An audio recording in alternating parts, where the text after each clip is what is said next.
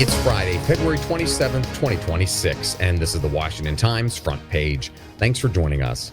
I'm George Gerbo. Former Secretary of State Hillary Clinton testified to a House committee she has no information about Jeffrey Epstein's sex trafficking crimes and accused Republicans of mishandling their investigation into the late financier. Susan Ferricchio reports Clinton was questioned for hours about her relationship with Epstein and Ghislaine Maxwell by the House Oversight Committee and told lawmakers that only her husband could answer some of their questions. Former President Bill Clinton will answer questions from lawmakers on Friday. It will be the first time a former president has been forced to testify before Congress. The depositions are taking place in the Clintons' hometown of Chappaqua, New York. Neither of the Clintons have been accused of wrongdoing in relation to Epstein. The U.S. and Iran have made significant progress in high-stakes negotiations to curb Iran's nuclear programs.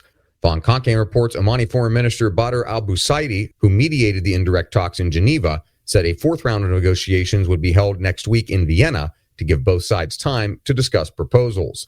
The U.S. wants a deal to constrain Iran's nuclear program, as the regime is struggling with growing domestic dissent after nationwide protests. Iran also hopes to avert war, but maintains it has the right to enrich uranium. Iran doesn't want to discuss other issues, such as its long-range missile program or support for armed groups, including Hamas and Hezbollah.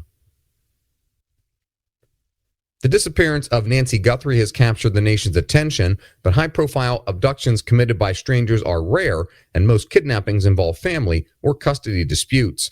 Jeff Murdoch reports FBI data shows 50,654 abductions and kidnappings in the United States over the past 12 months. Of those cases, approximately 67% involved an offender with a relationship to the victim, such as a parent, spouse, ex-spouse, acquaintance, or former romantic partner. In only 9% of the cases was the kidnapper a stranger. Investigators are treating the 84-year-old Guthrie's disappearance as a suspected kidnapping. She's been missing since February 1st. A new survey shows college students and graduates have more faith than the general public in higher education's ability to overcome rising costs, workforce misalignment, and political polarization.